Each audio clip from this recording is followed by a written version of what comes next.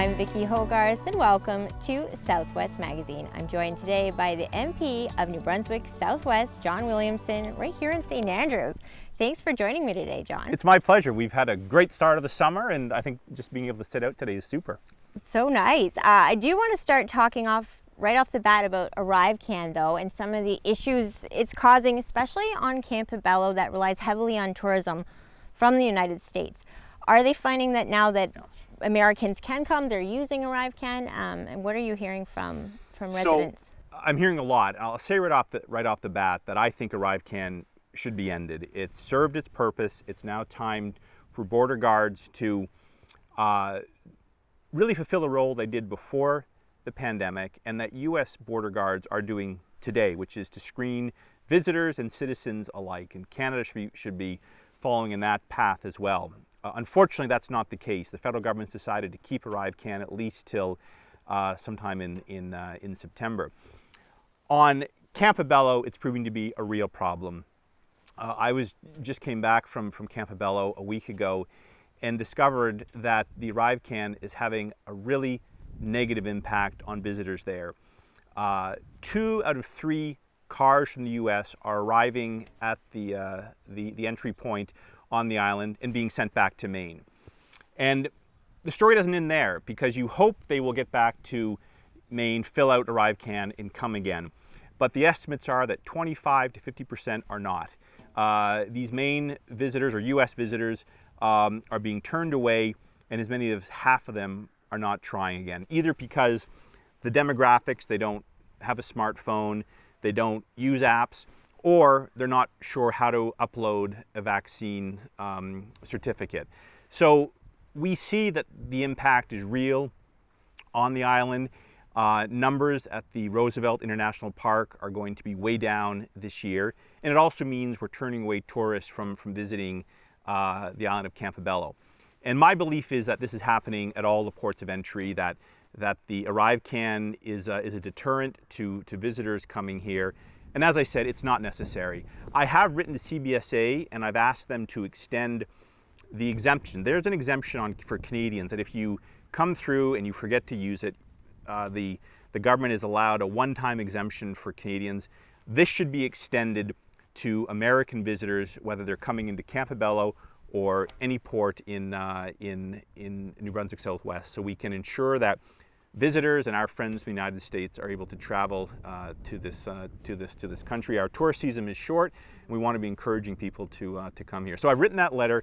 I've not received a response yet, but I did have a discussion with CBSA, the regional director, last week about it, and a decision is pending. But this is the kind of red tape that I think is making relations with our friends and neighbors in New England more difficult, and it's not working in the best interest of Canada.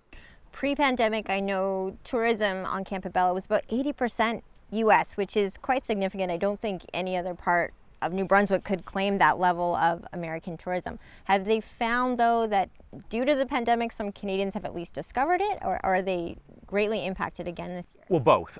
So they are seeing more New Brunswick residents visiting, which is great. I think the pandemic has been an opportunity for New Brunswick families to rediscover our province, and so people are traveling more to all the islands and all parts of New Brunswick. But overall numbers are down, so that's a problem. So yes, there's the benefit of more Canadians, but the Canadian numbers are not offsetting the Americans that aren't coming. I mean, so many Americans want to visit that international park that is funded by both countries. It's funded by the Government of Canada and by the U.S. government. It is there to serve citizens from both countries, and right now we have an obstacle to American visitors to enter not only Campobello but other points. But in this case, it's impacting the high number of American visitors that drive through. And pre-pandemic, it was an easy process. Show your passport, explain why you're there, and you come. Now with the ArriveCAN, people just aren't aware of it, and it's having a negative impact on our communities. A complaint that we hear about ArriveCAN, even from people who like it, just to make sure that people are vaccinated entering though, is that it only asks for 2 doses. So it seems if you had 2 doses, those are almost irrelevant at this point in time. It would have been likely over a year ago. Is there any sense from Ottawa that they'll at least update ArriveCAN to make it more relevant to this year? Well, I don't know. And I hope not, because it should go. Like, COVID is something that we have to live with, and people now have the option of getting additional boosters. But the government needs to have a system in place that ensures our border officials are managing our ports, and not an app that a lot of people can't use. So I take your point, but that is not the solution I want to see. I want to see ArriveCAN go. I want to see our border agents do the job they're trained and hired to do, and do very, very well, and to do it without the ArriveCAN. So question like that, you should direct it to a Liberal member of Parliament. They can explain why the ArriveCAN is there and why it should be more difficult. Look, I don't like the ArriveCAN as well, because as a citizen of Canada, I should not be required to pre-register to come back into my country, and if I fail to do so, I could be fined up to $5,000. That is not what living in a free and democratic society is all about. I'm a citizen of this country. I have charter rights to exit and enter this country as I decide to do, and for the Government of Canada to restrict that mobility right, I think is unconscionable, and that is why ArriveCAN should be abolished. Have there been issues? I know in the spring we had some Charlotte County, especially residents, being that were border towns, who went over and had to isolate for 2 weeks after because they didn't do ArriveCAN properly. Has there been any recent issues that people have encountered using it? Not that I've heard through my office, but I can't speak to that. So, you know, I think generally Canadians do want to comply with the rules that are put up, and we put up with an awful lot, particularly from this government that has made life more inconvenient. Provincially, the rules and regulations have been done away with. The federal government has maintained the masking requirement, and this week we see the Prime Minister himself on a train where he's supposed to be wearing a mask, not. So why do we have rules for citizens but rules that don't apply to the political class? This is my point. We need to ensure that rules we have in place make sense, protect Canadians, and apply to all. But we have a Prime Minister who sets rules and punishments for Canadians, but then does not live by them himself, which I think undermines the support for these rules, and it makes Canadians more irritated with the federal government. I'm going to switch to another corner of the county, or southwest New Brunswick right now, and talk about another border town, which is Macadam, Yes. And what's happening with Vanceboro, Maine. Now, this isn't on the Canadian side, but we have heard, and we actually, CHCO went to a town meeting in Vanceboro a couple weeks ago, because border guards on the American side are going to be closing about 12 hours a day, which obviously has impact on the Canadian side, and likely the Canadian side will follow suit if the American side is closed 12 hours a day.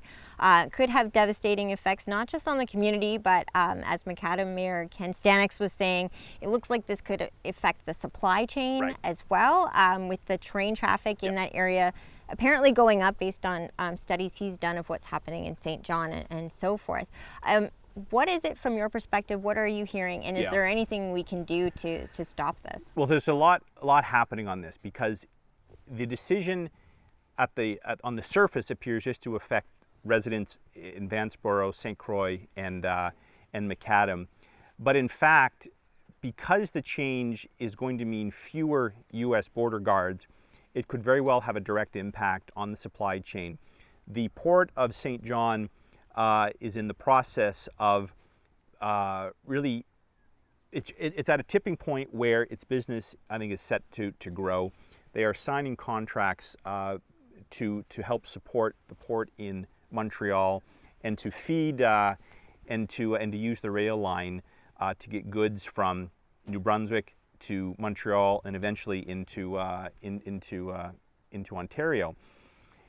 The trains could be running any time of the day, and the problem is that if the U.S. guards are not in Vanceboro to inspect these trains, they won't move. We have seen the last few months that hundreds of millions of dollars are being spent to upgrade the rail lines throughout New Brunswick Southwest into Macadam.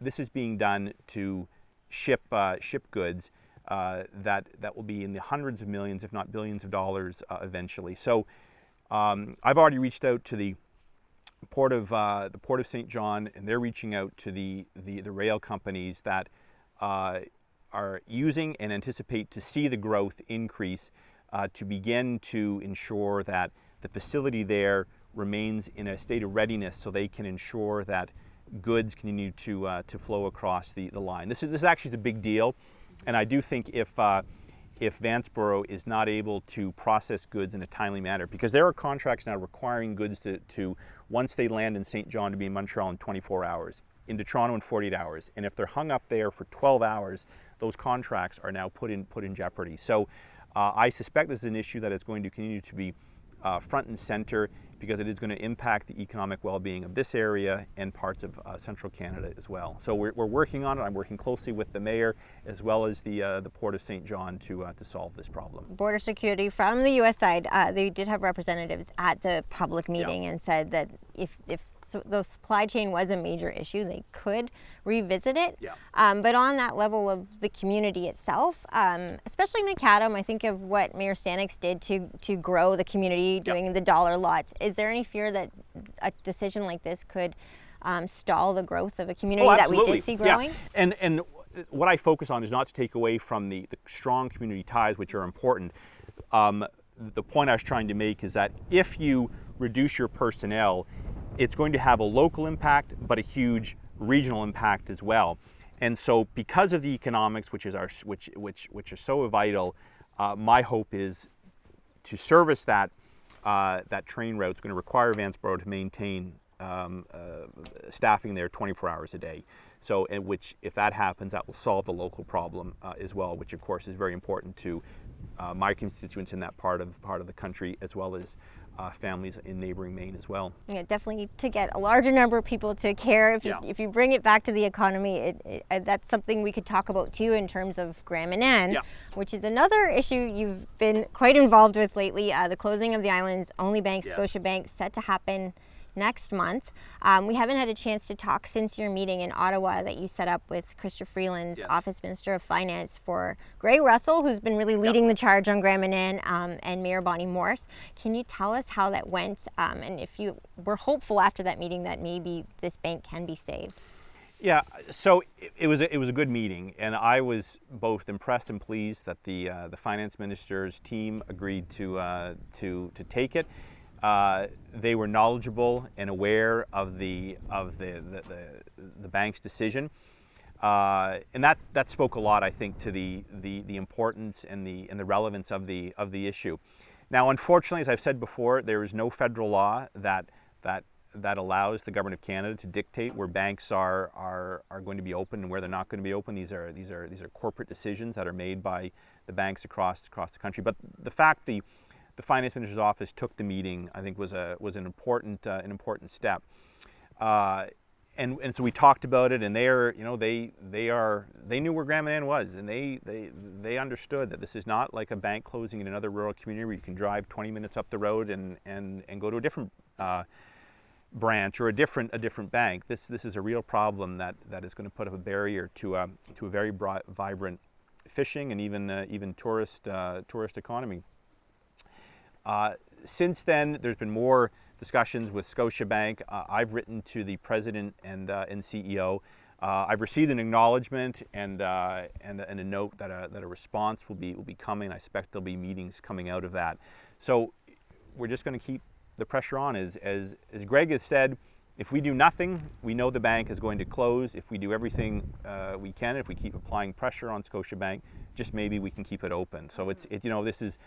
Unfortunately, it's a decision made by a private company in Toronto. It's not something that is run out of Parliament. But having said that, I know how important it is to keep these institutions, whether it's banks or post office, in our communities right across this riding, this province, and the country. Do you feel they have? I know you've said this before, though. I know they're protected, Scotiabank, somewhat, and they're not bound to do it, but they do have somewhat of a responsibility to serve Canadians. Oh, I think they do. Yes, it's not written in law, but I think there is a very strong corporate responsibility case for Canadian banks to serve their communities. It was not that long ago that the government of Canada was looking at opening up the banking sector to allow more U.S. competition. And when that happened, banks came before Parliament and said, don't do this. We serve an important role by servicing communities in this country. And to me, what's happening on Grand Manan is exactly what they were talking about. And frankly, if Canadian banks are not going to service Canadian communities, then we should open up the competition, because they want to have their cake and eat it as well. They don't want to service local communities, and they want to be protected from U.S. competition. So that's why I think it's important for, in this case, Scotiabank to continue to serve Grand Manan. It is a prosperous, vibrant fishing community, and it's one that I recognize for the bank. It is more difficult to service because of the ferry, but that's what residents there have been dealing with for their entire lives, for generations. And to me, it speaks to the need for banking services. And if Canadian banks aren't going to live up to this obligation, they shouldn't come to Parliament and ask for special exemption and protection from foreign competition. Mayor Morse has said that it's not due to lack of a vibrant economy on the island, that it has in part to do with a policy change at Scotiabank that led to fishermen not getting loans for boats and things like this. Have you heard similar stories? Well, I've heard that through discussion with people on the economy. Scotiabank really has not provided the rationale for the decision from a business perspective, so I don't know. But different banks approached loans to fishing families differently. It is possible that some took a more conservative approach to it and didn't provide loans. Fishing in this part of the province is profitable. The men and women that work on the boats work exceptionally hard, but by doing so, they're able to pay off their expenses, pay their crew, pay their mortgage, and pay off their bank loans. So I don't know if it was a lost opportunity from Scotia, but to me the solution is to kind of roll up your sleeves and start to work for that business, because it's there, and more people are getting into to fishing, and the lobsters are still there, and our markets are expanding around the world, and the price has only gone up. It's become harder to get seafood and lobster in this part of the world, because we're selling more of it to consumers around the world, and that has just done one thing, just driven up prices. When we learned about the bank closure, I believe it was January of this year, so we had months to work with. Then it became weeks. Now it's down to days. So if we're being realistic about it, are there solutions like credit unions? Is there something that can be done if we can't save Scotiabank itself? Well, I think, yes, but they become more difficult. There are possibly different opportunities, but it's much harder to find a new provider when you lose someone who's already doing the job. So I think we need to stay focused on Scotiabank and work to convince them to stay. I know the mayor has talked about different arrangements to perhaps make things so they work a little better for Scotiabank, but I think we have to talk about those before we kind of begin to address the plan B or the plan C. And now I'm going to pivot to a topic that actually affects everyone, and not just Canadians. It's a worldwide problem. Gas prices right now are obviously the highest we've seen maybe ever, in my lifetime anyway. I know you recently wrote a piece for the Financial Post about gas prices. Can you speak a little bit about that article and what your perspective is? Well, I can, and I mean, for folks that either follow me in Parliament or we've talked before, I am very concerned about the rising not only gasoline prices but energy prices that we're seeing in this country. The column I wrote in the Financial Post was in response to Green Party leaders across this country and Green MLAs here in New Brunswick demanding that governments send rebate checks to families. Now look, I'm all for giving families and businesses tax relief on energy and energy prices, but Green Party MLAs and MPs have been at the front demanding carbon taxes, demanding we keep more oil in the ground. They've opposed pipelines. They have done everything to drive up energy prices. Now, Liberals and Greens will say it's the war in Ukraine, but that has just sped up this policy. The carbon tax today is 11 cents a liter on gasoline plus HST. There are other federal tax. There's the HST. And of course the carbon tax is set to rise to 40-some cents a liter by the end of the decade.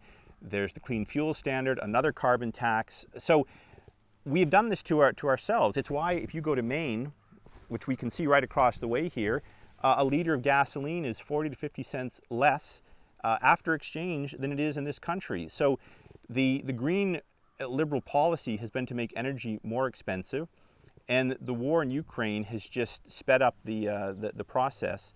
But it is not the underlying reason. So look, my belief is that these taxes need to be lowered. Energy drives our economy, and these energy prices are going to continue to get high as we get into the winter as well. And it's having a real impact on people on a fixed income, whether it's pensioners or people earning an hourly rate, and it's having an impact on people's ability to afford life, and it's only going to get worse with the policies we're seeing. So I think we need to rethink on this. Again, not to harp on the Greens because they're not in government, but if the goal was to produce energy without carbon dioxide emissions, which it is, then we have some answers in nuclear energy, but Greens oppose that as well. And we just don't have the technology to run our economy, our modern economy, our lifestyle on windmills and solar panels. The battery capability is not there. And until we have that transition, we're going to have to rely on natural gas, hydrocarbons, and nuclear. And to date, this debate has largely been about a fantasy debate, technology in the future that does not exist. And I think motorists in this country, in this province, in this riding, are looking for relief because they're finding the policies that are coming out of Ottawa are just punishing.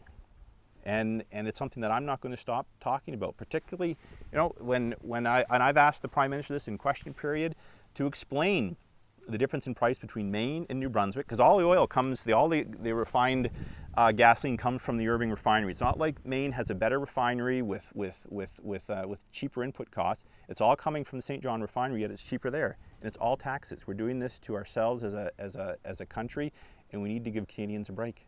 Gas prices are one of the major causes in the inflation rate that we're looking at, which is 8.1%, which is the highest, I think, annual growth since 1983. Yeah. And I haven't confirmed this yet, but in New Brunswick, apparently it is even higher than that.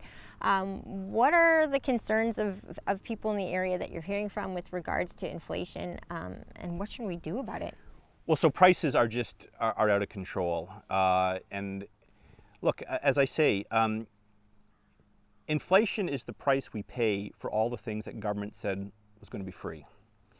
And so we have a federal government that has spent hundreds of billions of dollars and continues to spend recklessly. We need to get our financial house in order because inflation. I am just old enough to remember the inflation scare that people had, families had in the 1980s, and the difficulty it was to get prices under control. We see now the Bank of Canada is raising interest rates, which is going to make it harder for young people to afford a home and a loan. So we need to get our financial house back in order. We need to as well explore and find new energy sources that are affordable and reliable to get prices down. There are things that we have done in the past that the federal government is not prepared to talk about. They're continuing to raise energy taxes. They're continuing to spend more than they bring in. This is having an impact on inflation. And until the government recognizes that we need to spend wisely on our priorities and spend less in areas that aren't priorities, I think these prices are just going to continue. We've hit on some really deep topics for a beautiful summer day. And lastly, I just want to ask you about healthcare, which I know obviously is a provincial thing, but from a federal standpoint, being that we're still in the midst of this COVID-19 crisis, we're seeing ER rooms across the country being overwhelmed. And obviously recently in New Brunswick, someone died just waiting in a waiting room in Fredericton. How can the federal government support what's happening? Yeah. So and this is exactly the point I was trying to make about spending in priority areas, healthcare. For the last number of years, the provinces have been calling on the federal government to be a better partner when it comes to healthcare. Now, the federal government does transfer billions every year to provinces, But for the last number of years, as healthcare concerns have risen, the federal role has diminished. They've not been at the table. And in my view is health transfers should be a priority, and things like corporate subsidies should not be. And that's not where Ottawa's head is at these days. So I think there is a role for the federal government, because we do see that emergency rooms are either turning people away or they're closed. It's incumbent on healthcare providers to come up with new ways, better ways to deliver healthcare, to be more innovative. But at the same time, money does help solve problems as well. And right now, it's a staffing problem and it's a capacity problem, and the federal government has a role to play in that, to ensure that Canadians have healthcare when they need it.